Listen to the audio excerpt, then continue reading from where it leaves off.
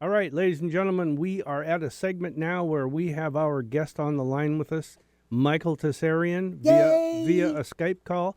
And Michael, welcome to the show once again. Hi guys, thanks for having me back. Appreciate it. It's great to hear your voices. You're welcome. Thank you for agreeing to come on and talk with us. So, how's things Oh, you bet. been? A fountain of knowledge, this man is. Good Fountain and of bad, knowledge. mate. Good and bad. Of course, we've had a lot of passings recently. Aw. Stanton Friedman in the UFO movement, Yeah. guy Yeah. that I've shared many tables with and did many conferences with. He finally Aw. passed away. Yeah, he And did. then maybe on a more personal note to me, Victoria Jack, the woman who got me started in everything I'm doing, also Oh. passed away recently. Really? So Oh, that I'm was a sorry. bit of a blow. Yeah, she was But the one you must know her from Yeah. yeah. the UFO Expo down in the Bay Yes. Area. Yes. Yeah. Oh, that's too bad. I hadn't heard Yeah. that. Wow. Well, think about it. She's the one that first got me into doing the conferences at her conference, Yeah. which is a really big event. It attracts the biggest numbers, right? Yeah. Right. But then from there, I got to know Brian Hall, who I got to then, he invited me to Conspiracy Con. I was assaulted by all the people in Seattle who finally dragged me up to Seattle where I live. And they got me to do umpteen events there, back in the early 2000s. So Mm-hmm. I wouldn't have Mm-hmm. got to Seattle without Victoria. She opened the Wow. door for me. And I think we've talked before, haven't Oh, we, yeah. about my first Yeah. Yeah. Yeah. Yeah. talk in which I Wow. was hopeless. I thought everyone in the crowd knows this already. You got Richard Hoagland sitting with his arm crossed in the first row. I'm not going to tell them anything they don't know. We got Dr. Lear, got Lloyd Pye, got Max Gert. You got people who are leading lights, and I Mm-hmm. knew a lot of them, Mm-hmm. and I was completely wrong. I Mm-hmm. did blow them away. They didn't hear anything. The Celtic Yeah. twist and all of that. So I was suddenly, cast into the limelight, and the coast to coast and all. Just to start opening up for me. And I didn't know a lot about any of the handrails. I didn't know how you go about in the media in America doing it, but it all came to me. And then I remember Charlotte Lefebvre coming over to me and others from Seattle saying, "Do you want to come up? And we have a similar conference like this in Seattle." And I jumped at it because I'd never been to Seattle, heard Uh-huh. so much about it. And they brought me up there in probably around about 2000, a little bit before, and I fell in love with the city. And we did the Metaphysical Library and other events there. And then I remember you that. guys heard of me, and the next thing you know, I'm doing a series. You booked me in for every single project that I do. Everything I do, you're the only people to schedule the whole lot. The six the six in the Origins and Oracles series. There was Yeah. about 6 programs. I did them all up at your venue, and even more than that. And then readings. Pretty much, you exhausted everything that I do. You gave me the platform to do it. And we enjoyed every Oh, minute of it. every believe minute. me. I wish we could still be doing it. You kept everybody Yeah, hanging on to the edge of their seats. Yeah. I mean, yeah, nobody gives you, I always you get a venue, right? But you do the one talk that they're interested in. Even Brian Hall, I just did, symbolism or whatever. Yes. Or you do a part of what you do. I get up to you, and that's what I had been familiar with. And I saw, yeah, okay, it's great. I can do that and everything. But the challenge that, when you guys at Federal Way, because, for people who don't know, that's just slightly outside Seattle. Mm-hmm. But when I went up to your guys' venue there, you said, look, we can do the whole A to Z, just do it in a series. And we did. And I think we did that series multiple times over as well. Yeah, Not just I one think we time did. through. Yeah.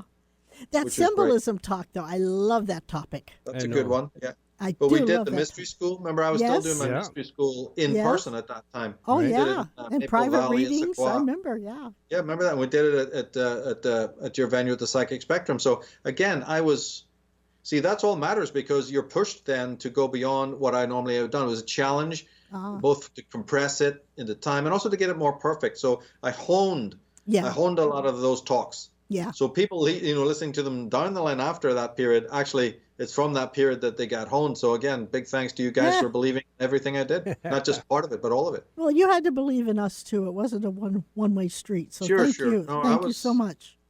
Well, Yeah. remember, this is exactly 2001, September, when 9/11 happened. So Yes. not everybody's going to stay steady, with their navigation in life after that catastrophe. The whole Yeah. world was shaken. America was shaken. Yeah. The Boeing people in Seattle were shaken. The Boeing Metaphysical Library, the Boeing Metaphysical Societies, they were all shaken. Yeah. And so you guys were like and in one sense, a sort of like an oasis, sort of the eye of the storm, where you stayed steady, and you invited guests and people like that in a time of immense tribulation, when usually people circle the wagons and don't want to know, and and all the rest of it, And I was on Wow. the outside. I'm not from America. I'm an outsider. They usually get the worst treatment, right? Because it's like we got to circle the wagons. But you guys provided me a platform pretty much in the dark days back then, when there Yeah. was a lot of meltdown, a lot of fallout, a lot of job loss. Yeah. And so I think I'll never forget that. It was a great time. Wow. Bless your Well, heart. at the same time, Michael, I have to say that you brought a lot of information to people in our area, Seattle-Tacoma area, yeah. who were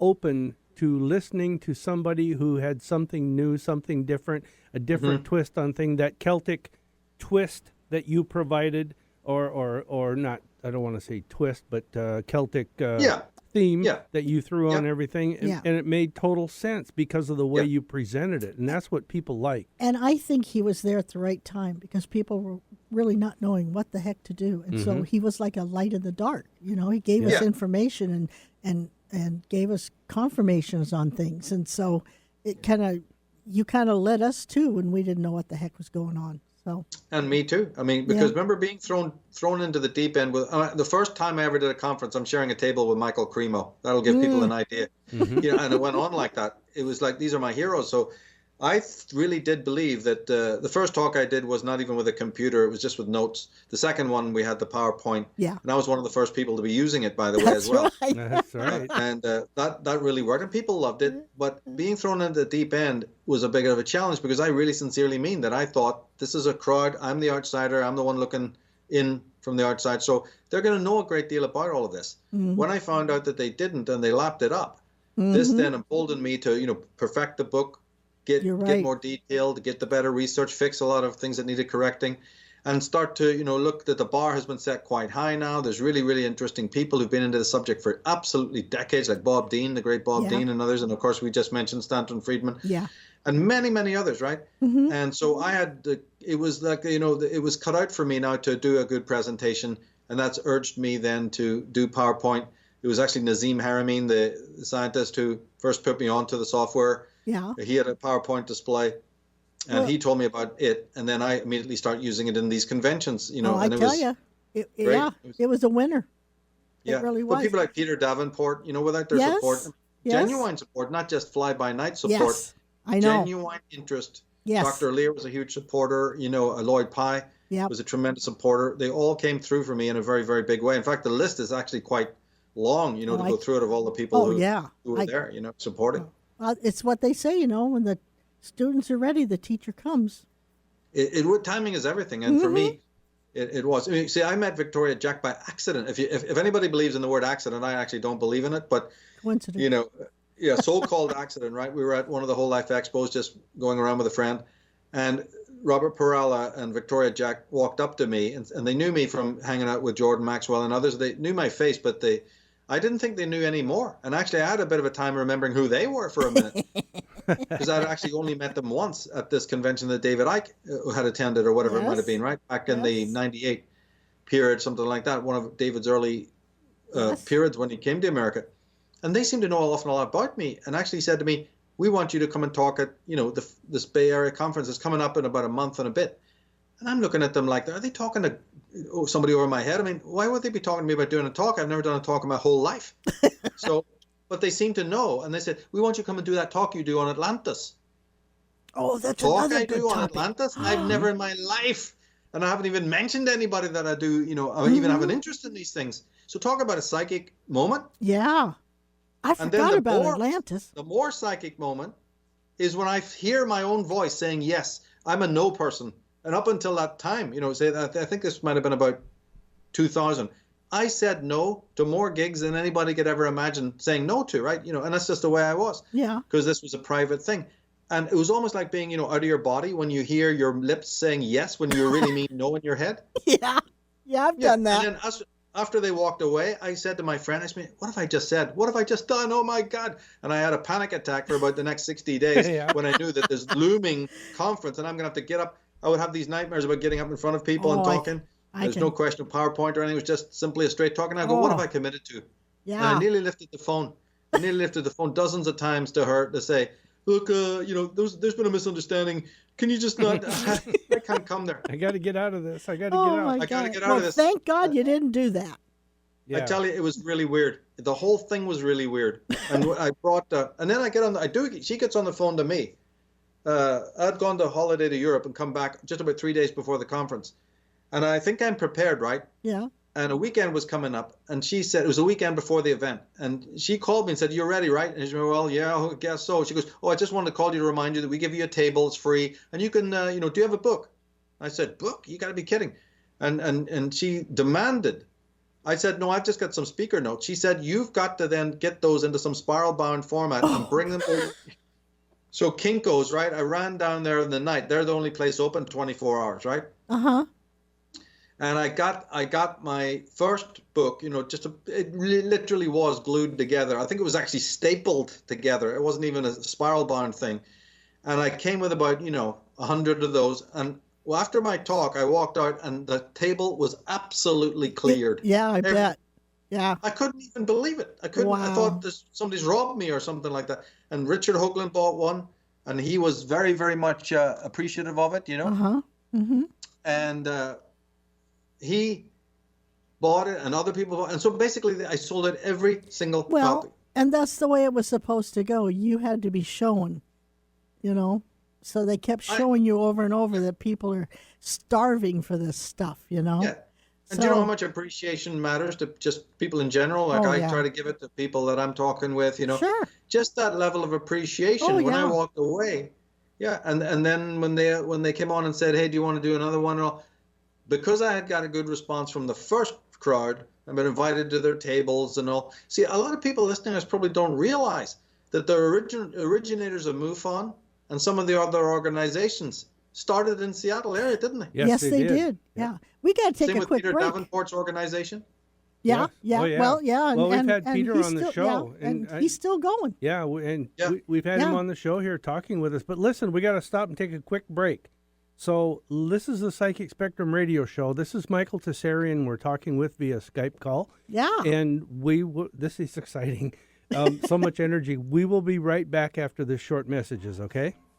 Since 1933, the Poodle Dog has been Fife's original landmark restaurant. More than 80 years later, the Poodle Dog is proud to continue the tradition of serving great food to their neighbors and friends. We invite you to come visit this iconic family-owned diner and enjoy their famous food and legendary service. The Poodle Dog offers a large variety of tasty meals, snacks, and desserts that are all professionally made in their own kitchens, breakfast, lunch, or dinner. And the Poodle Dog Lounge offers a fun atmosphere with plenty of televisions to watch your favorite sporting events or just relax with friends. The Poodle Dog has 3 different banquet rooms that seat from 20 to 150 people for business meetings or for private events and celebrations. The Poodle Dog is the perfect place for your next event. That's exit 137 on I-5 at 1522 54th Avenue East in Fife. Open daily from 6 a.m. to 10 p.m., 7 days a week. Check out PoodleDogRestaurant.com or call 253-922-6161. That's 253-922-6161 for the Poodle Dog Restaurant in Fife.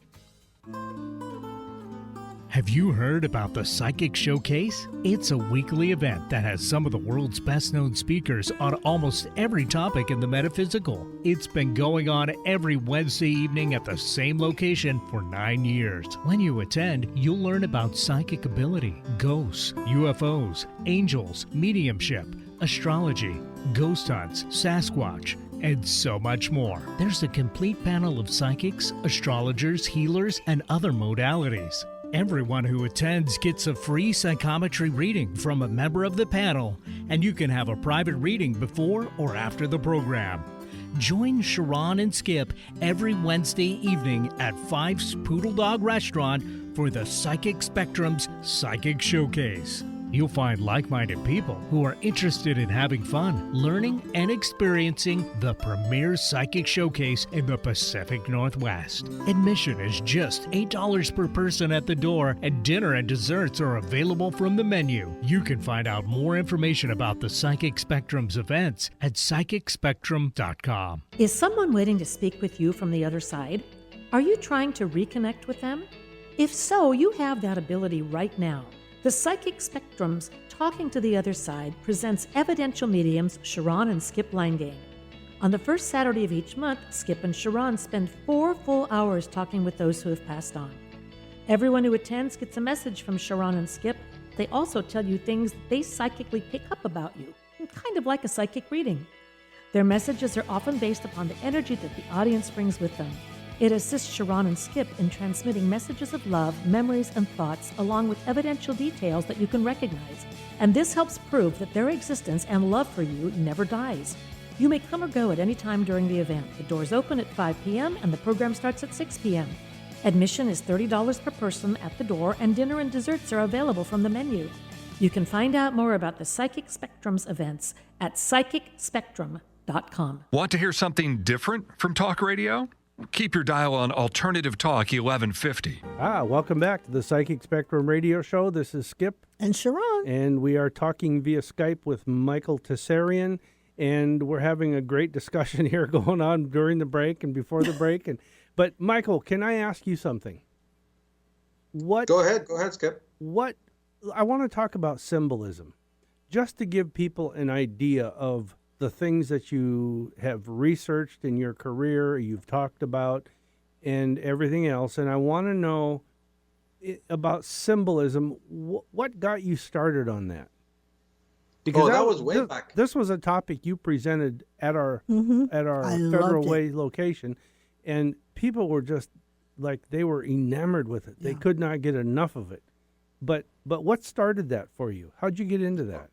That was probably one of the earliest things. It was started back in about 1980, between 80 and 83, and it was a serious interest, and it never waned.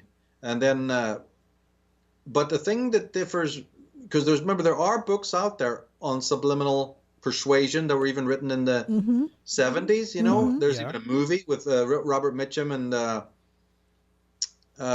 Lee Majors called Agency, which deals with it. It was a Columbo episode that dealt with subliminals. So in the 70s, there was work on it. But the one missing piece that they didn't have was that it was occult. They mentioned that it was sinister, they mentioned that it was illegal, and they showed some of the negatives of it, but they never quite made the connection to the occult world, because the symbols that are used subliminally are very, very evil, right? They're satanic, they're deathly, they're necrophilous, all the rest of it.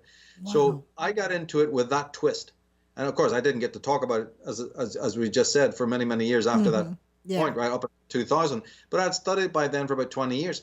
And there was even a couple of other people in the movement. You know, Jordan had spoken in passing about symbolism. Others had done as well. A guy called, I think it was, can't actually remember the name. It was a Native American Indian guy who had done it in passing, Black Crow or whatever his name was. So it had been mentioned by people before me, but it had never been mentioned in any kind of depth when you get into the occult side of it, because the symbols, you know, that appear on billboards and in magazines, they need to be explained. If you're pointing it out, you have to then explain it. So then, and I think it was in, you know, right now I can't even remember, but I think it was in like 97 that I started teaching kids in Berkeley, right, at a private school there. And we really heavily focused it in on the symbolism aspect. And at that point, it honed my skill to be able to then really try and explain it better than most other people. Because remember, if you don't explain it right, then people get the complete wrong end of the stick. One of the wrong things, you remember when that whole Procter & Gamble thing came out and the Procter & Gamble company got the blame? Yeah, with the See, stars. that's what I mean about it going all pear-shaped. That's when it's wrongly misinterpreted. The merchant, by and large, the merchant, there are some exceptions to this, of course, but by and large, the merchant hasn't the faintest idea about that there's occult symbolism in the symbolism that they're using or that they've commissioned. It's Madison Avenue. It's the advertisers. It's the ad men who are putting that in. They know all about it.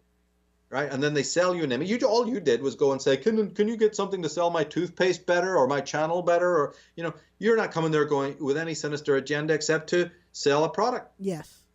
But what you don't realize is that you're talking to people who are extremely adept in the occult. So my answer there is that my work focuses on that aspect, and then to decode. And I mean to correctly decode, because there's a lot of people trying to do this and they do it very poorly, thinking that just because it's a black cat or 666 that it's necessarily evil. It's not. No symbol is evil in itself. Like pentagrams, the symbols are not evil. It's how they're being used and for what purpose, right? Exactly. Yeah. Yeah. So this is kind of where I go, and I still do that talk. You know, I still have done presentations on Unslaved.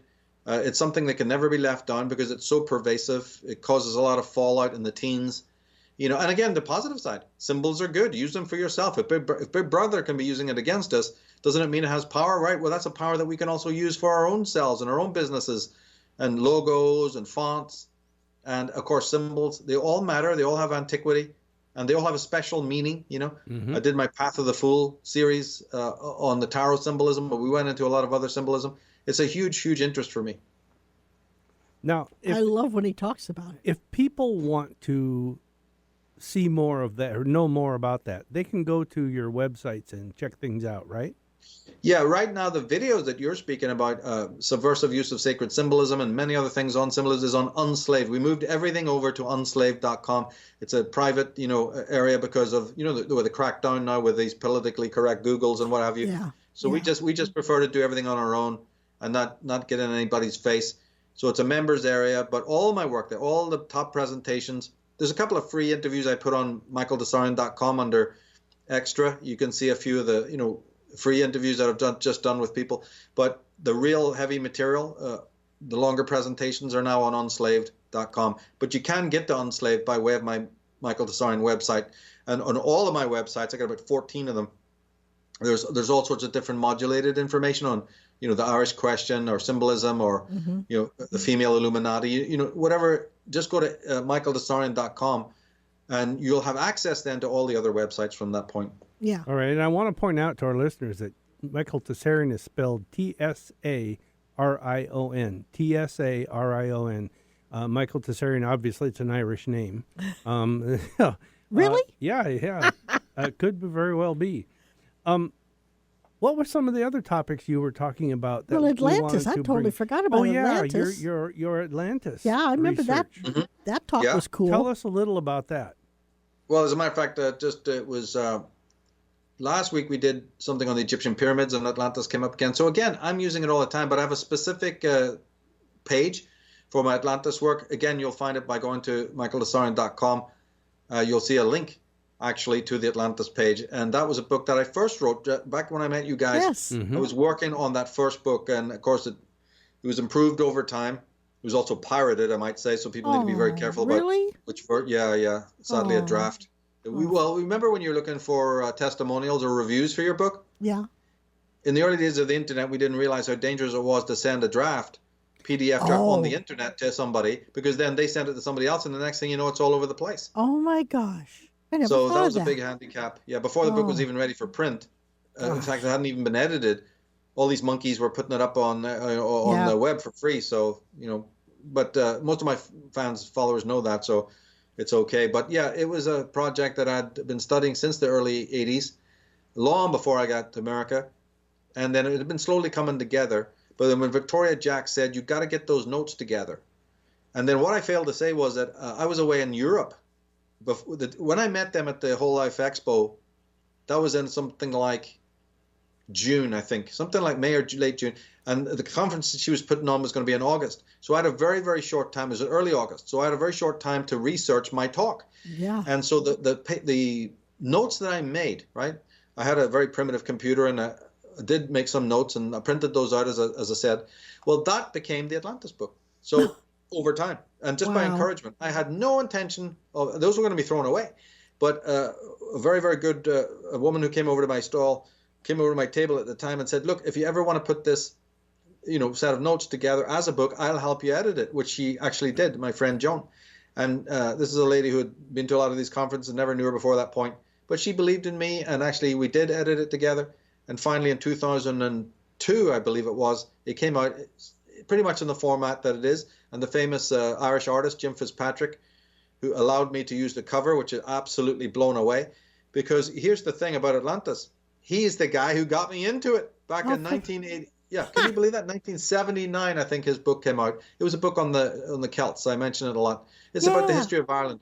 And he was world famous. He's the guy who did all the Thin Lizzy covers, for the band Thin Lizzy and many other bands. Yeah. He's a world famous artist at that time. Wow. And but he was a real genuine guy, right? So I start using that art cover, and he gave me permission. And it was actually when I was a school kid back in 1979, when his books came out, these two beautiful illustrated books on Irish mythology, And for people who want to know what they are, the one's called the Book of Conquests. This is by Jim Fitzpatrick. And the second one was The Silver Arm, right, by Jim Fitzpatrick. People can actually look those up and get them. Anyway, I read those both books and was fast. That's how I got initiated into, you know, the ancient history, the prehistory of my own country. So what a great coup it was to be able to take his art and use it on my book years later with his permission. I mean, I was absolutely over the moon, you know. Wow. Isn't that amazing how things come together? Yeah. That is one of the most important, because I thought he's going to look at this and go, oh, no, that's got nothing to do with anything I'm into. So, hey, lad, you know, I know you mean well and everything, but you're not using my artwork. And I found out later that he charges like 35,000 quid or something like that, you know, to use his art for other people, like a book cover. Now, what is 35,000 quid? It's a lot of money. Oh. Pounds, right? Oh, pound. Well, I don't know what a pound is. Well, I know what a pound is, but I mean, imagine a dollar, right? Is it like thousands of dollars? Yeah, that would be like $60,000. Really? Oh, wow. No, in those days, now it's a bit different, right? Yeah. But see, other artists, other writers, right? There's a woman in Wales called Morgan Llewellyn. People should look her up. She's a great fiction writer. Oh yeah. She got some Jim Fitzpatrick art on her cover, and and they paid $100,000 for it. This kind of caper, and he lets me have mine for free. I mean, what is going on here, right? Well, so I thought I just couldn't believe it. I think you're supposed to be doing what you're doing. That's what I think. Right. Yeah. But then what? But then he had publicly said, not to me, but he had publicly said that when he was a kid, right? This would have been back in the 50s and 60s. In Ireland, he used to have visions, actual visions of the little people and the fairy people walking the streets. Wow. So I think that when he saw my work, he saw it as being on the right track. Well, so other differences we would have had, he put those aside, like political beliefs or whatever. He just said, no, it doesn't matter about any of that. This man, I'm going to let him use my and subsequently to that, he let me use time and time again down the line, right up till this year. I've been able to use some of his artwork, free. So a big thank you to him for that, because he didn't need to do that. Wow, that's cool. He didn't need to do that. This is a man commissioned by governments to do murals and books and album covers. But that's how he's giving back too. I'm so grateful for it. Yeah. So that was a big thrill for me, right? And then of course, then you have the content of the book, and that was built over many, many years. And people can check it out on michaeltsarion.com or just email me. There's a web page there on Atlantis, and it has a quote from Lawrence Gardner, who's also sadly passed away, about it. And I have my own slant on it. It's not quite the same as others, but it gives an alternative view of Atlantis. And that's what it's all about. You got to have different views to look at things to make up your own mind about stuff. Yeah, I believe that very strongly. Yeah. And my work is all built out of the error of other people's work. I look at where they're lacking something. The great. I'm not taking anything away from them. I'm saying they're all great writers and all these people, but I look for something that they may have missed and then track that down. I think it's cool.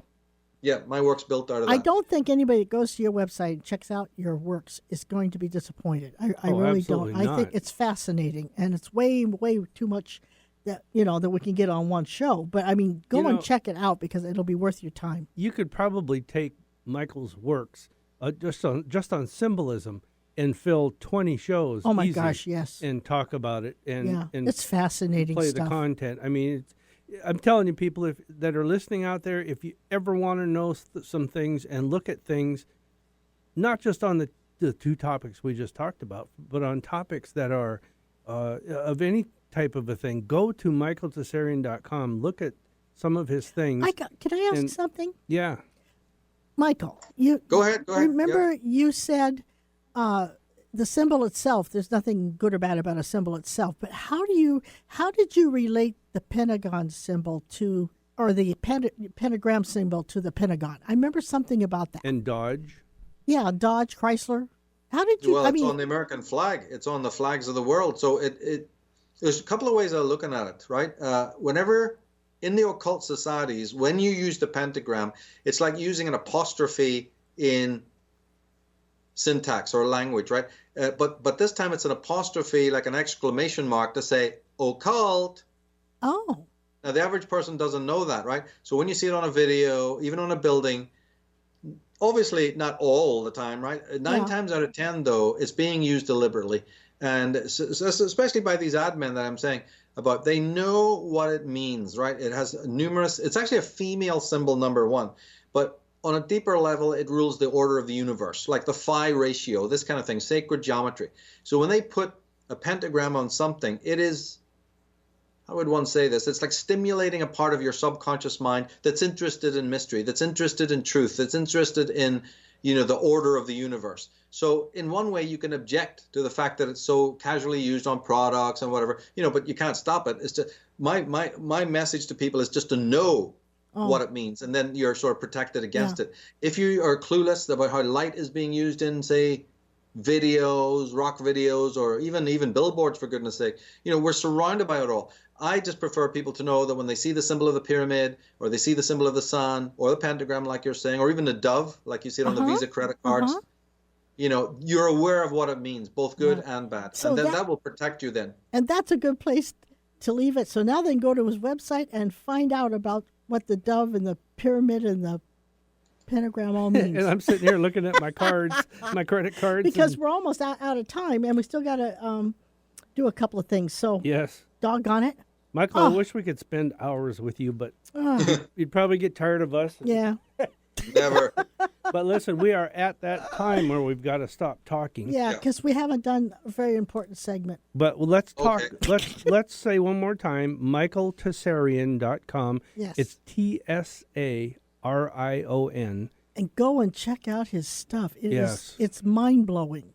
And really Michael, is. I wish you well in all of the work that you do, and I hope you're very successful going forward. I think he will be. Good in health. Yes. And thank you. I appreciate it, guys. And thank you for being our friend. Oh, and vice versa. Some of the best times and memories I have is with you guys, because you really do walk your talk and you are supportive. And there's not many people like that out there that that are that way. So Well, thank you so great, much. great for that. thanks But for thank your you. support of me in the past. Thank you for All everything right. you've done and everything you're going to do. Thank you, and we Okay. hope to talk again soon. Yeah. Okay, you have a great weekend All right. and a All the great best. week. Okay. Okay. Thank you so much. Take care. Cheers. Bye-bye. Wow, what an amazing guy. tell ya. The knowledge bank is just incredible. It's michaeltsarion.com. You guys go and check it out.